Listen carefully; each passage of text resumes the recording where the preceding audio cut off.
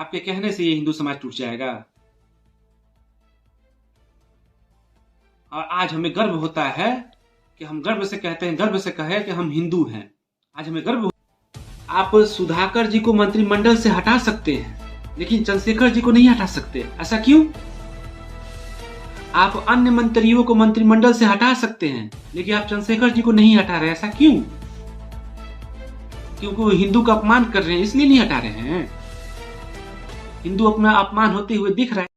अभी तक चंद्रशेखर जी के बयान का विरोध महागठबंधन में किसी ने नहीं किया, तो कहीं ना कहीं इस बयान पे आप सभी समर्थन दे रहे हैं। श्रीमान, अगर मेरा ये हाथ, अगर उत्तम का ये हाथ तोड़ दिया जाए और कहा जाए अरे उत्तम जी मैंने तो आपको नहीं मारा, मैंने तो आपके हाथों को मारा, तो उत्तम जी से क्या यह हाथ अलग है? नहीं ना। तो क्या जिस जिस बात पे आपने टिप्पणी की, क्या वो रामचरितमानस से अलग है? नहीं ना। वो तो रामचरितमानस का ही ना। नमस्कार आप सभी को। कुछ दिन पहले एवं वर्तमान में आप सभी ने देखा होगा, बिहार के शिक्षा मंत्री माननीय चंद्रशेखर जी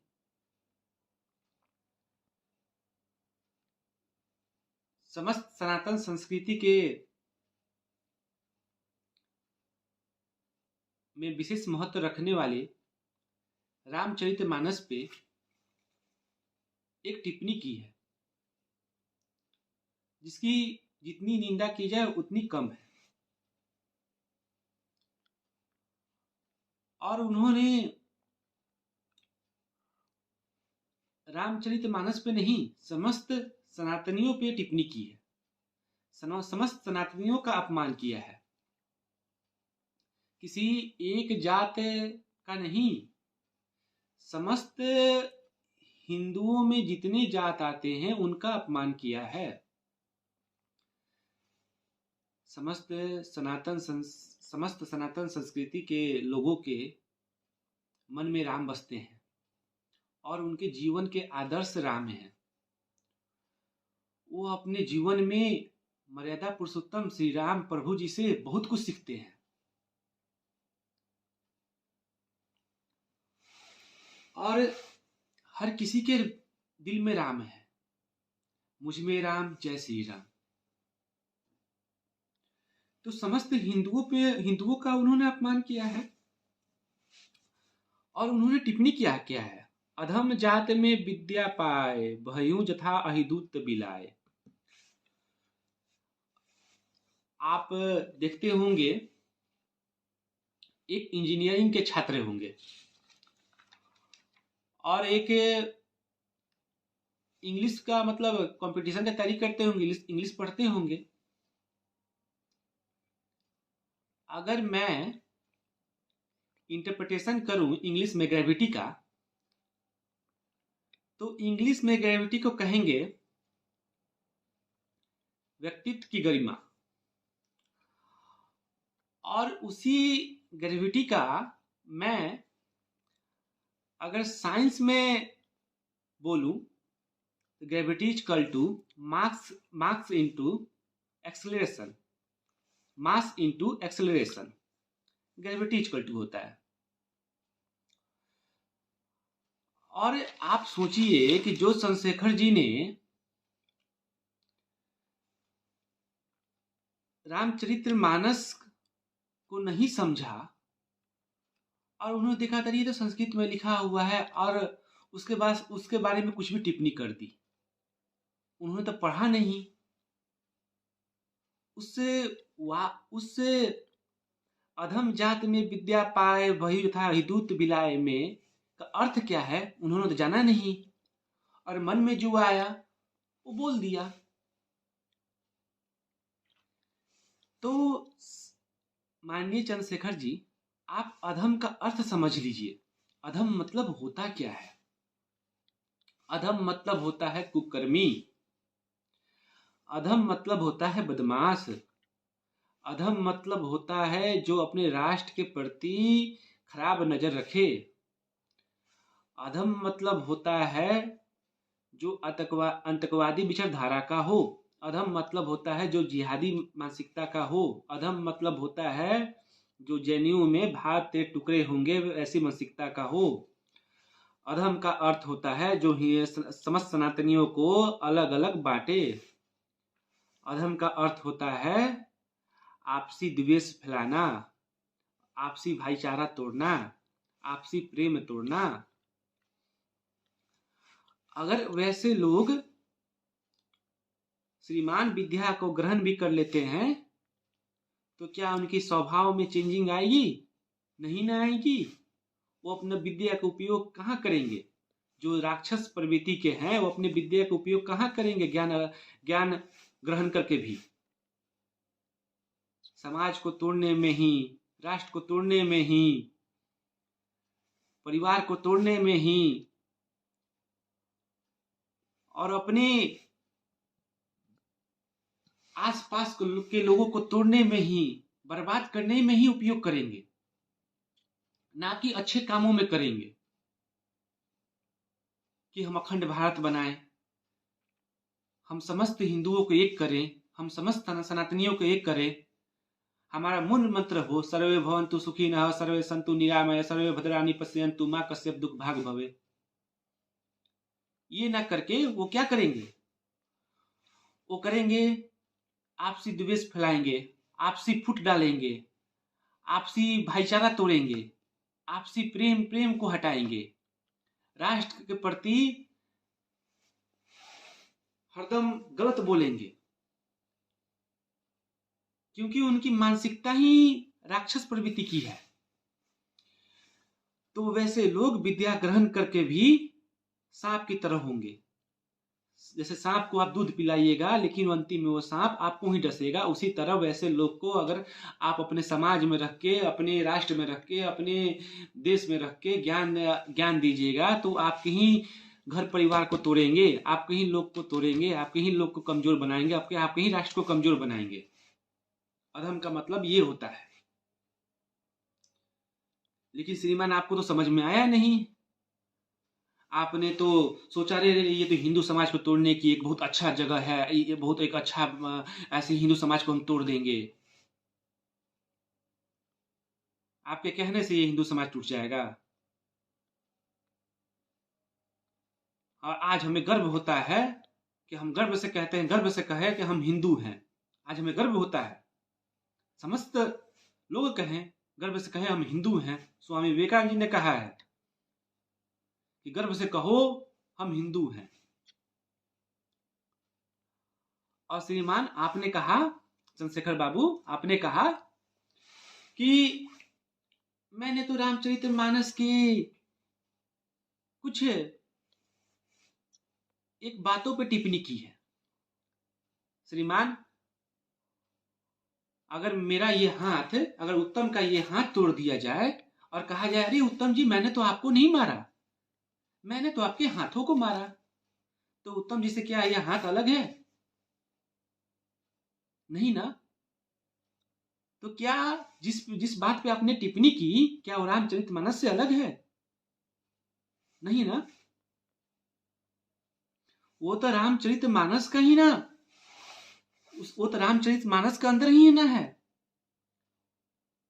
तो आपने रामचरितमानस पे नहीं, समस्त राम को मानने वाले मर्यादा पुरुषोत्तम राम के बनाए हुए रास्ते पे चलने वाले समस्त सनातन संस्कृति के लोगों पे एवं समस्त सनातन संस्कृति के अंदर जितने लोग हैं उनका आपने अपमान किया है। जितने लोग राम को मानते हैं आपने सभी का अपमान किया है। और श्रीमान ये हिंदू संस्कृति ही है कि इस अपमान करने के बाद भी अभी तक आपका सर धड़ से अलग नहीं की। नहीं तो कहीं और किसी और धर्म पे आपने अभी तक ये टिप्पणी की होती ना, तो कुछ दिन पहले आपने देखा होगा कि क्या माहौल था। अरे आपको तो सोचना चाहिए। जिस राम ने बताया कि सत्य ही एक मार्ग है जो हमें अपने लक्ष्य तक ले जा सकता है। सत्य ही एक मार्ग है जो हमें अपने लक्ष्य तक ले जा सकता है। और जिस राम को हर किसी ने माना, उस रामचरितमानस पे आपका ये विवादित बयान, रामचरितमानस का अपमान, समस्त हिंदुओं का अपमान, समस्त सनातनियों का अपमान, ये हिंदू समाज नहीं भूलेगा और इसका करारा जवाब मिलेगा आपको, याद रखिएगा। और मैं कहना चाहूंगा कि इसमें महागठबंधन हो, वो आरजेडी हो, चाहे जदयू हो, चाहे उनके साथ गठबंधन, तक चंद्रशेखर जी के बयान का विरोध महागठबंधन में किसी ने नहीं किया, तो कहीं ना कहीं इस बयान पे आप सभी समर्थन दे रहे हैं। आपके मुख्यमंत्री नीतीश बाबू, माननीय श्री नीतीश कुमार जी, आपके उप मुख्यमंत्री तेजस्वी यादव एवं मंत्रिमंडल के सभी मंत्रीगण ने अभी तक चंद्रशेखर जी के बयान पे कोई विरोध नहीं जताया, तो कहीं ना कहीं आप भी रामचरितमानस का अपमान कर रहे हैं। आप सुधाकर जी को मंत्रिमंडल से हटा सकते हैं, लेकिन चंद्रशेखर जी को नहीं हटा सकते। ऐसा क्यों? आप अन्य मंत्रियों को मंत्रिमंडल से हटा सकते हैं, लेकिन आप चंद्रशेखर जी को नहीं हटा रहे। ऐसा क्यों?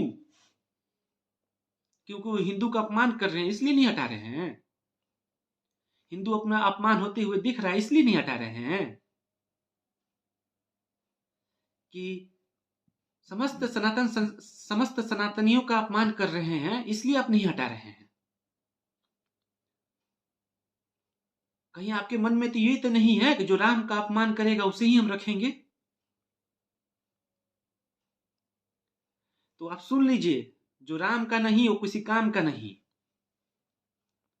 और ये हम आपको बताएंगे, आने वाली विधानसभा चुनाव हो या लोकसभा चुनाव हो, उसमें आपको करारा जवाब मिलेगा, क्योंकि हमारा मत ही हमारा बहुत बड़ा अधिकार है। और ये जनता ही किसी को कुर्सी पे बैठाती है और किसी को कुर्सी से उतारती है, ये आप समझ जाइए। अरे श्रीमान, आप कहाँ थे जब भागलपुर में एक महिला का स्तन ही काट दिया गया? उस समय क्या आपको एक दया नहीं आई? उस समय तो आपकी मंत्रिमंडल के अधिकारी ने कोई भी मंत्रिमंडल का अधिकारी कुछ भी टिप्पणी नहीं किए उस महिला के इंसाफ के लिए।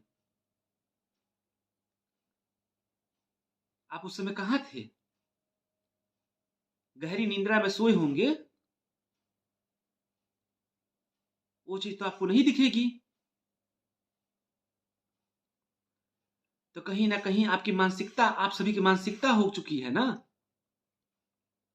कि जो हिंदुओं का अपमान करेगा, जो सनातनियों का अपमान करेगा, जो हिंदू संस्कृति का अपमान करेगा, जो सनातन संस्कृति का अपमान करेगा, जो समस्त हिंदुओं का अपमान करेगा, उसको ही अपने मंत्रिमंडल में रखेंगे। अरे ऐसी कुर्सी को तो लात मार देना चाहिए। जो राम का नहीं, किसी काम का नहीं, हम तो बोल तो रहे हैं, ऐसी कुर्सी को लात मार देनी चाहिए। प्रभु श्री कृष्ण हो, प्रभु श्री राम हो, प्रभु परशुराम हो, सभी हमारे लिए और समस्त सनातनियों के लिए एक मर्यादा है।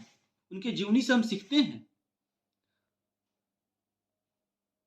वो चाहे संघर्ष हो, चाहे सत्य हो, चाहे धर्म हो, चाहे कर्म हो, चाहे जीवन जीने की शैली हो,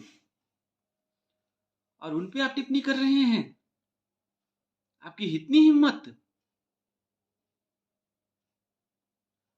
और उस बयान पे अभी तो कोई विरोध नहीं आया आपके पार्टी के द्वारा। आपके पार्टी के जो शीर्ष नेतृत्व हैं, चाहे आपके महागठबंधन में जो शीर्ष नेतृत्व हैं, उनके द्वारा। तो कहीं ना कहीं आप समस्त हिंदू सनातन संस्कृति का अपमान कर रहे हैं। अरे ऐसे लोगों को तो डूब मरना चाहिए। और बिहार के माननीय मुख्यमंत्री जी से पूछाता है कि शिक्षा मंत्री जी ने रामचरितमानस पे विवादित टिप्पणी की है, तो बोलते हैं मैं तो जानता ही नहीं हूं। बिहार में दारू खुलेआम बिक रहा है, और उनसे पूछाता है तो बोलते हैं मैं तो जानता ही नहीं हूं। छात्रों पर लाठी चल रही है और उनसे पूछी जाती है तो बोलते मैं तो जानता ही नहीं हूं। बिहार में खुलेआम अपराध हो रहा है, लेकिन उनसे पूछी जाती है तो बोलते मैं तो जानता ही नहीं हूं। यही बिहार की धरती में, बक्सर में, वहां पे किसान रो रहे हैं, लेकिन उनसे पूछा जाता है तो बोलते मैं तो जानता ही नहीं हूं। अपराध, लूट और भ्रष्टाचार की धरती बन चुकी बिहार, पूछा जाता है कि यहाँ पे ऐसा होता है तो बोलते मैं तो जानता ही नहीं हूं। अरे आप जानते क्या हैं? आपके लिए जनता प्यारी है या कुर्सी प्यारी है? श्रीमान, यहाँ के लोग, माननीय मुख्यमंत्री जी, मेरा आपसे आग्रह रहेगा एवं निवेदन रहेगा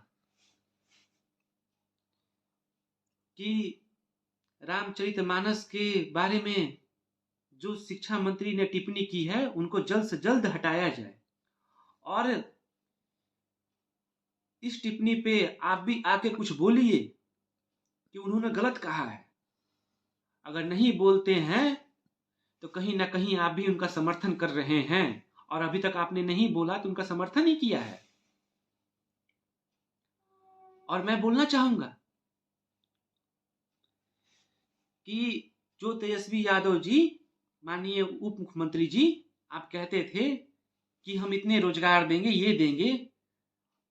रोजगार की जगह पे तो आप छात्रों को लाठी से पिटवा रहे हैं। अरे इस बिहार के लोग पहले तो सिर्फ मजदूरी के लिए यहाँ से पलायन किया करते थे। दिल्ली में जाके होमगार्ड का जॉब, चाहे मजदूरी किया करते थे, पेट पालने के लिए कहीं ना कहीं कुछ भी किया करते थे। लेकिन आज तो शिक्षा के लिए भी पलायन कर रहे हैं। आज तो यहाँ पे सुरक्षा नहीं मिल पा रही है, उस चलते पलायन कर रहे हैं। आज यहाँ पे रोजगार नहीं मिल पा रहा, उसलिए पलायन कर रहे हैं।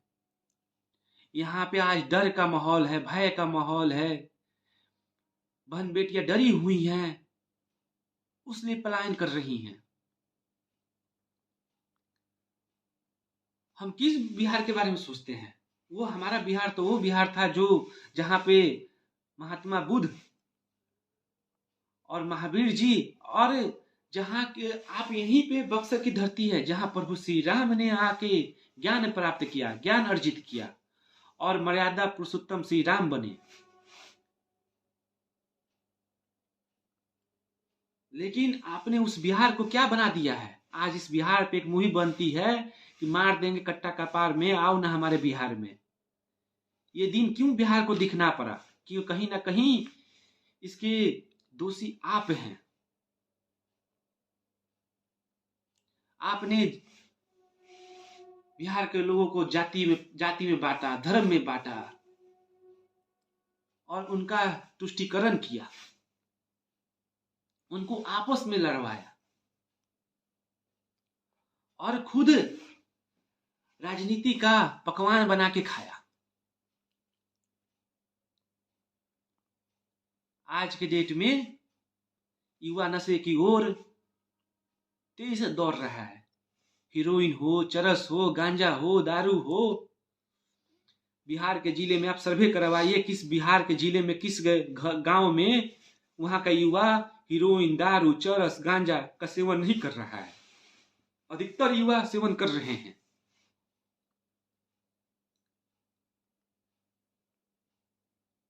श्रीमान, आपसे कहना चाहूंगा कि बिहार को जिस आपने आपने बिहार को जिस रसातल में भेजा है, उसके कहीं ना कहीं दोषी आप हैं। आपके ही समय में बिहार पूरे रसातल में चला गया। बिहार की जनता आज रो रही है, गरीबी से रो रही है, भूखमरी से रो रही है, बेरोजगारी से रो रही है, अशिक्षा होने से रो रही है, शिक्षा के लिए पलायन कर रही है, उसके लिए रो रही है, सुरक्षा ना होने के कारण रो रही है। हर आए दिन अपहरण, लूट, कांड, हत्या, मर्डर होती है, उसके चलते रो रही है। और ये जनता डर डर के जी रही है। लेकिन आपको क्या फर्क पड़ने वाली है? आप तो अपने बनाए हुए एसी के रूम में से बाहर आके एक टिप्पणी कर देंगे, बाहर कुछ बोल देंगे और फिर उस एसी के रूम में चले जाएंगे। कभी आके देखिए हमारे बिहार में, आप इसी बिहार में रहते हैं ना, कभी आके देखिए हमारे बिहार में क्या हाल है, बेरोजगारी का क्या हाल है। माननीय मुख्यमंत्री माननीय चंद्रशेखर जी और महागठबंधन के समस्त नेतागण आके देखिए हमारे बिहार में कि क्या हाल है बिहार का। बिहार के लोग पूरा रो रहे हैं इस भूखमरी से, इस बेरोजगारी से, इस अपराध, इस बढ़ते अपराध से, इस बढ़ते भ्रष्टाचार से, इस बढ़ते माफियागिरी से, इस बढ़ते घोटाले से। कहीं सड़क नहीं है, कहीं रोजगार नहीं है, कहीं सुरक्षा नहीं है, कहीं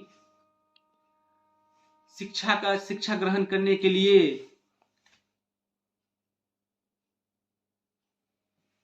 कुछ नहीं है।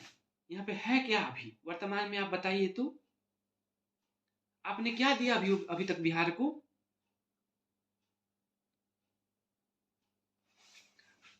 शिक्षा ना ग्रहण करने के चलते, शिक्षा के अभाव में एक गरीब परिवार का आपने शोषण किया है। अगर मान लीजिए इसी बिहार में बड़ी बड़ी कंपनियां होती, शिक्षा ग्रहण करने के लिए बड़े बड़े संस्था होते, शैक्षणिक संस्था होते, तो क्या यहाँ के लड़कों को दिल्ली, बेंगलोर, महाराष्ट्र, उत्तर प्रदेश जाना पड़ता? नहीं ना, वो अपने कम पैसे में यहीं पे शिक्षा ग्रहण कर लेते। हम जैसे मध्यम वर्गीय गरीब परिवार का हाल ये है कि हमारे पास पैसा ना होने के चलते हम बाहर शिक्षा ग्रहण करने नहीं जा पाते हैं। और इसी भूखमरी में, इसी भ्रष्टाचार में, इसी बढ़ते अपराध में, और इसी जो समाज में अलग अलग लूट मची हुई है, इसी लूट में हमें रहना पड़ता है। क्योंकि आपने तो सिस्टम को ठीक नहीं किया, आपने तो सिस्टम को एक तरह से पूरा भ्रष्टाचारी बना दिया। अरे आज जाके देख लीजिए किस गांव में साथ निश्चय हो सफल है? नहीं सफल है। लेकिन आपको क्या, आपको तो कोई फर्क नहीं पड़ता। और माननीय चंद्रशेखर जी पे कहना चाहूंगा कि ये सब चीज जाकर आप देखिए, ना कि हिंदुओं को आपस में लड़ाइए, ना कि समस्त बिहारियों को आपस में लड़ाइए। अरे आप तो बिहारियों को लड़ाने के फेरा में है कि बिहारी आपस में लड़ेंगे, जात में बटेंगे, पात में बटेंगे, धर्म में बटेंगे और उसका मजा मैं लूंगा। तो ये बिहारी अब और कभी भी बुर्बक नहीं है कि आपके फैलाए हुए गलत विचारों को अपने मन में रखेगा। उसका करारा जवाब देगा ये बिहारी।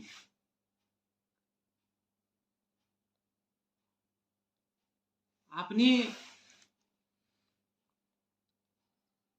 क्या किया है बिहार के लिए अभी तक? शिक्षा का हाल देखिएगा बिहार का क्या है, जाके देख लीजिए किसी यूनिवर्सिटियों में। कहा जाता है, खान सर ने खुद कहा है कि जो प्यार में ना बर्बाद हुआ वो बिहार में शिक्षा ग्रहण करके बर्बाद हो गया।